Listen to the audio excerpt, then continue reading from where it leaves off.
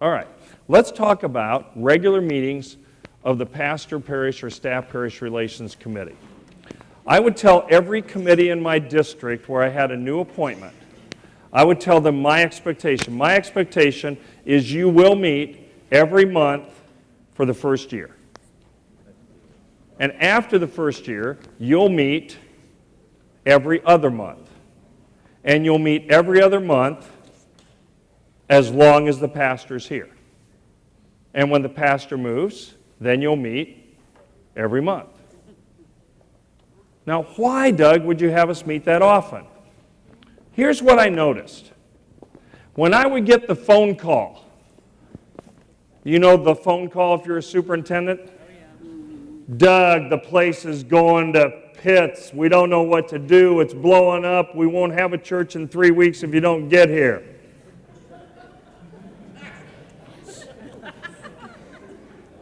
In virtually every case, I asked the question, well, when was the last time your committee met before you had the blow-up? Oh, I don't know. We were planning to meet, and then it didn't get scheduled, and we had vacation, and yeah, blah, blah, blah, and it was about, 6 months or so. I'm going, okay, when you quit talking, you quit communicating, that's when you then lay at risk for things to blow up. So I said, what if instead you regularly meet and actually communicate? Maybe we could prevent some major blow-ups by dealing with them before they became major blow-ups. And you know what I discovered? By and large, that was true. So that's why I said, nope, meeting every month. Well, Doug, if we meet every month, what are we going to do? Well, besides the normal stuff that comes during the year, a review of the parsonage and deciding on continuing ed, making recommendation on salary to the charge conference, the stuff that, goes with the territory of being pastor parish committee. We can do that in a couple of meetings a year. What are we going to do if we meet every month? You're going to do 3 things. First, every meeting we're going to start with this question after prayer. I want to hear from you as a committee. I'm talking as a pastor. I want to hear, what am I doing well? What's going well in my ministry as you're viewing it and as you're hearing it from the congregation? What's going well? I want to start with what's going well. One of the problems with, I think, staff parish committees, the only time we meet is when there's a problem. The only thing we talk about is the negative. And then we can't understand why the pastor is not ecstatic to come to the meetings and get feedback.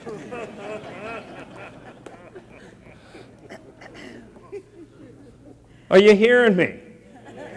See, if you start with, here's what's going well.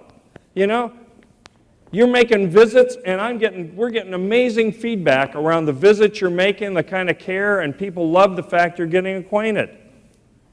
Okay? That's awesome. I need to hear that. So I want to hear what's going well. So we start there. Second, and this is pretty carefully worded. If I, or the pastor, could change or improve one thing, how many things? One. How many is that? That's not 2, that's not 5, that's not a dozen.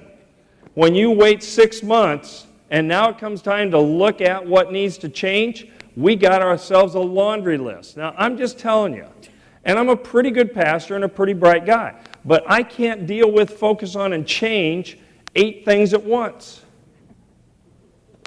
I mean, it's just ridiculous. So don't give me a list of 8 things. If I could improve or change one thing for the sake of the mission in my ministry, what would it be? So now we got to be strategic. We got to prioritize. We sort out the trivial junk. I remember going to staff parish committee when I was associate pastor, and a person there on the committee said, well, I've got a little feedback, and I personally agree with it, and that is, you need to cut your hair and change your hairstyle. Okay? Now, I was wearing my hair, Longer, kind of parted the side down around, here and near my collar. It would have been in the mid-'80s, okay? Now, I'm going to date some of you, but I'll explain it as well. Now, the guy who shared this with me was a lawyer. And he could have been the identical twin for William Kunstler with the Chicago 7. Now, do you remember what he looked like? He had this hair that was everywhere, flamboyant and out and long and no pattern or direction to it. And that's what he looked like. And I stopped in the meeting and I looked at him. The senior pastor about had a heart attack. I stopped and looked at him and, seriously. That's what you want to say I need to change? Do you have a mirror?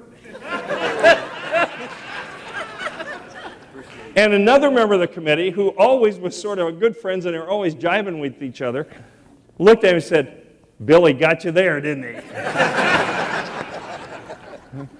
We're not talking about hair. We're not talking about the length at which the pastor mows his or her lawn.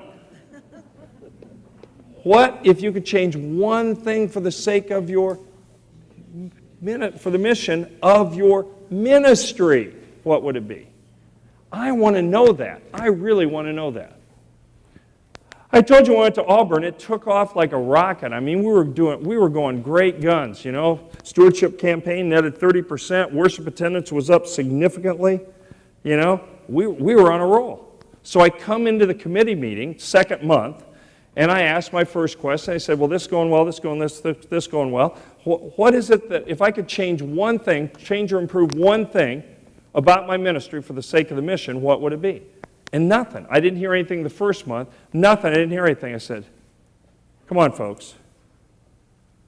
I'm not perfect. I got growing edges. I got to have your feedback if I'm going to become more effective. I mean, this is the first time I've been a lead pastor. I'm 2 months in. So I'm counting on you. So don't think you're going to offend me or hurt my feelings. Or I gotta trust you. You got to trust me enough to give me feedback. And after some pause, one woman, older on the committee, said, well, Doug, there's a group of us, and what we've said is, when it comes to your sermons, we often don't understand you. Well, that's a really significant thing to know, don't you think?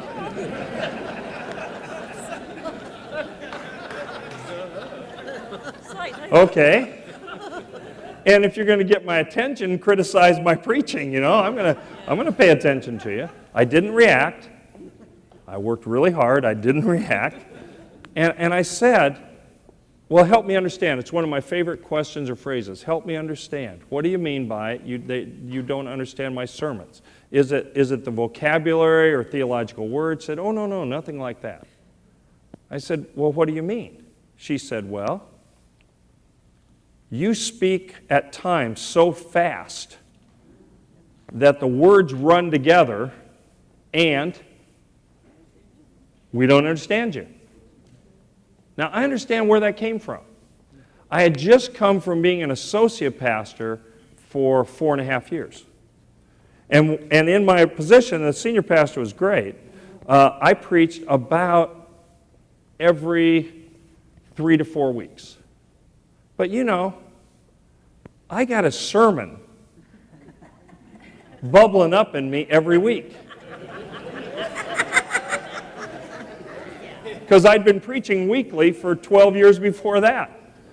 So I got all these sermons coming up. So what do? Well, you shove 3 of them into one. Well, how do you get that to work? Well,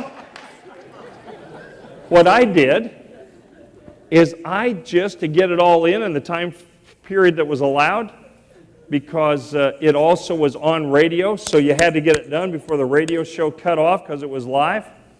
Why, you just shot into your auctioneer's voice. And you just spoke faster so you get it all in before the radio cut you off. So I understand how I did that. Now, when you're the associate pastor and you're young and they want to be supportive, they didn't say much about it, But when you're the pastor, lead pastor, and you're preaching regularly, you need to know that. So here's what I said to him. I want you to make a covenant with me. Here's what I want you to do. I want you to go back to, you don't have to name them at this point, not necessary. I want you to go back all those people that raised that concern. I want you to share with them, you've shared it with me. I want them to pay attention to the sermons over the next 4 weeks. And before we meet again as a staff parish committee, I want you to go to each of those persons and ask, is it much better now? Is it improved? Is it much better? Will you do that? I will. So we met again like 4 or 5 weeks later, the next month. And I asked that question, and they said, yeah, I talked to everyone, and they understand your sermons, you've slowed it down, we're able to understand what you say, it doesn't run together, thanks so much.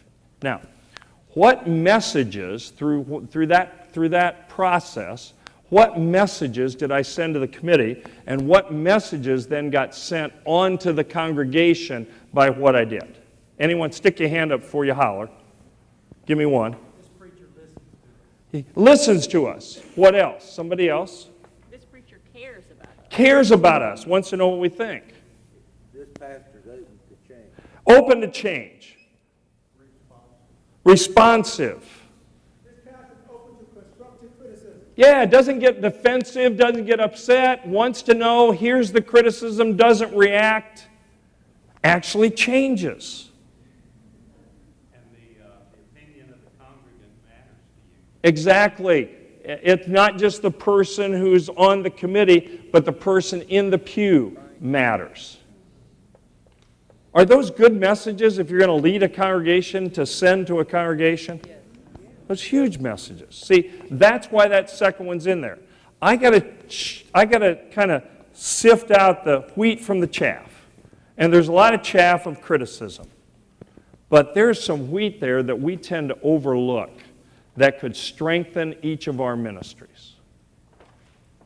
So that's why that question was there. And most of the growing I've done in my ministry has been because lay people have given me feedback that I've been able to learn and grow from, which has been awesome. See, to me, that's a partnership. But it isn't a one-way street. What's the third question? What does the congregation need to be doing for the sake of the mission? It's not just critiquing what I need to do for the sake of the mission, it's also what the congregation needs to do for the sake of the mission. And so we have that conversation, not only with staff parish, but with church council. So therefore, the leadership is accountable for what they need to do differently and what they need to change for the sake of the mission, the same way I'm always accountable for how I need to change and adjust my ministry for the sake of the mission. So again, leaders model the behavior that we are looking to see from the congregation as a whole. So those 3 questions every month. After the first year, those 3 questions every other month. They opened every one of our meetings. Now you got multiple pastors, multiple staff. We did it with each pastor. Because we're all trying to learn. We're all trying to become more effective. So that's what we did. And you know what? It got off to a great start the first year, because now we're working together as a team, and we framed the critique around not personal opinion or taste, but around ministry and mission. And that's very worthwhile to hear feedback around. Clarify the expectations and time use. The exercise we did with the 12 categories of how to use time and what are the top 4, that would be something you'll do as a whole pastor parish committee. And then together with the pastor, you say, these are the priorities of time use. It isn't the only thing the pastor is going to do, but here's how she's going to spend the bulk of her time doing these 4 things. Now, I want to let you in on a kind of my own opinion / secret / truth. I believe that time management is a bogus discipline. I believe time management is a bogus discipline. You can do all the time management you want, and it won't make a whit's bit of difference unless you do what's really critical. And that's not time management. That's priority clarification. You will never be able to manage your time well if you're not clear about your priorities and therefore what you're going to do and what you're not going to do. When you're clear about your priorities, time management is no longer a problem. Until you're clear on your priorities, no amount of time management is going to help you. I could count on one hand the number of weeks that I spent more than 50 hours engaged in ministry at Auburn First United Methodist Church, a large church, grew 50% in 5 years. I can count on one hand the number of weeks I spent more than 50 hours engaged in ministry. How in the world do you do that? How do you do that kind of time? Didn't do time management. I did priority clarification with the committee. I knew the 4 things that I'm going to focus on, and I'm going to focus on those 4 things. And I am not going to spend a whole lot of time doing the stuff outside those 4 things. Because if I do those 4 things well, it'll make all the difference in terms of the ministry. So I'm going to be the champion of the vision. I'm going to preach and lead worship. I'm going to do leadership development, not limited to the staff, but including the staff. And I'm going to oversee, not do all, but oversee people care. So my attention is around those 4 things. And if I do those 4 things well, ministry will go great. Now, are we as a church going to do more than that? Absolutely. But see, that's the role of other staff. That's the role of other persons in ministry. That's the role of someone else. My role, do those 4 things really well. And in 50 hours or less, typically less, I could do those 4 things really well. Now, if I don't do those 4 things well, I can spend 80 hours and it won't matter. So I want the pastor parish committee to help me clarify and communicate what are the priorities. Because if I do that, then I can be focused. And that's not just communicated to the pastor parish, that's communicated to the whole church. Here's our priorities.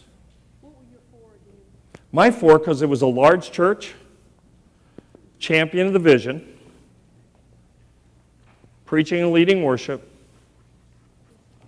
leadership development, focused especially on staff, and oversee people care. Make sure there are systems in place so everybody gets cared. Not do all the care, but oversee people care. Those are my 4. So you got to sort out with your committee what yours are. Communicate it widely and regularly to the congregation, and then be, get this, visibly, verbally, consistently, unyieldingly supportive of those expectations. Well, Doug, what do you mean by that? Well, let's say that you now have said that one of the expectations is not, you're a larger church, one of the expectations is not visitation of the pastor in the nursing home every month or every week. Okay? We've determined part of people care is the senior pastor will visit in the nursing homes 2-3 times a year, and the rest of the visits will be other folks doing that. Okay? And typically the lead pastor has been there once a month. So you're on the pastor parish committee, and your friend Louise, who's been like a sister to you, comes in and says, Louise, I'm really upset because my sister Joanne, who's in the nursing home, isn't getting visited by the pastor every month, and that's his job. That's what he ought to be doing, and he's not there, and I'm really upset, and I want to know what you're going to do about it. And you say to her, Louise, you know I've been like sisters forever. But your issue is not with the pastor, because the pastor is doing exactly what we've said the pastor needs to do, and is focused on the areas that need to be focused on for the overall ministry of the church. And your sister is getting visited every month and getting cared for and supported as she always has. But if you have an issue with that, let's be clear. Your issue is not with the pastor. Your issue is with us, because the pastor is doing exactly what we've clarified needs to be done. So let me sit down and explain to you why that's true, walk you through, listen to your concern. Now, if you want to take it to the staff parish committee, I'll be happy to do that, but I'm just going to let you know ahead of time. We're pretty clear about the direction we're going and why, but I'll be happy to do that. But please don't complain to the pastor, because your issue is not with the pastor. You understand what I'm saying? In other words, you got a staff parish committee that has some backbone. That even when it's your best friend, you're willing to stand by what you've all agreed are the priorities, even if they're not the way they've always been, and even if it's not what everybody prefers. And that's what it means for a staff parish committee to stand in the gap. Now, if you make the change in priorities, and Louise comes to you and says, well, I think the pastor ought to be visiting every month my sister in the nursing home, and your response is, well, I hear that concern. Why don't you take that to the pastor and see if you can work that out, or have the pastor share that with you? What you've now done is made it open season on the pastor. Any concern you have, we're not going to deal with it. Take it directly to the pastor, and after about a half a dozen of those, the pastor's going to say, it's just not worth it. I'm going to go back and do it the old way, and if I can work in some of the new stuff, I will. See, for this to work, pastor's got to follow through on what we clarify. Staff parish has to follow through invisibly, verbally, unyieldingly, support what it is we've said, no matter who it is. You got to have some backbone. Being on pastor parish is not for the faint of heart.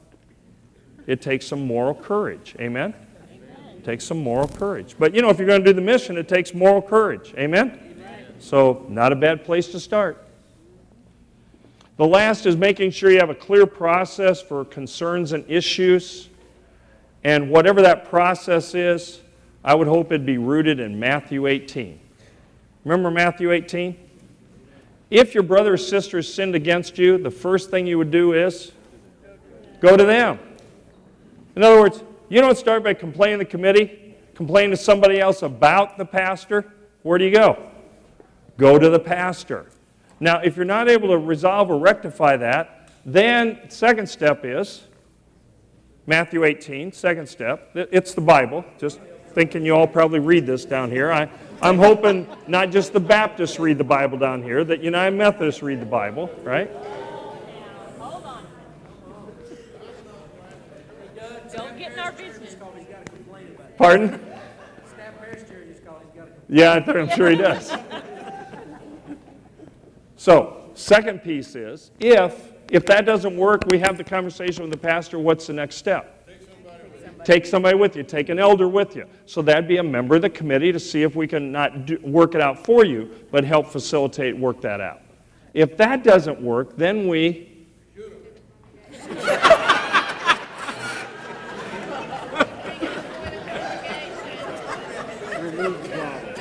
Well, that is a little different than we do in Indiana. Andy Griff's show, there you go. Yeah, that's a different way of nipping it in the bud. That's true. Third step, where do they go? Where do you go in Matthew 18? Take it to the church. Now, in our system, our polity, that would mean you take it to the Pastor Parish Relations Committee as a whole. And that's where we'd see if we can resolve it. Now, if that still doesn't get resolved, then what? Then we're going to go to the district superintendent, see if we can get that resolved and work that process. But as a superintendent, I was really clear. You don't come directly to the DS. You start by, did the person and the pastor meet to clarify and see if they can work it out? Did a member of the pastor parish committee go to see if that could be mediated? Did your committee meet to try to figure out what the issue is and what needs to change and set some steps and process to be able to help the change work? And if you went through all those steps and stages and it still isn't resolved, then come to me as a superintendent. I'll be happy to work with you. But I'm not coming prematurely. We're going to work the process. So you don't just pick up the phone and say, Superintendent, can you come fix this? The answer is no. I'll be happy to coach you in what you need to do to take the first 3 steps. It's a new day. Superintendents are no longer the local volunteer fire department. to come answer every need that you have. Okay? Pardon? They are abused. Yes, they are. Yes, they are. I have a certain soft spot in my heart for superintendents, haven't been one. I understand that. All right. Now, let me again give you about 5 minutes for some conversation. How about your Pastor Parish Committee? What are you planning? What will work? What will be helpful as you think about this new appointment? I'll interrupt you in about 5 minutes, so enjoy your conversation.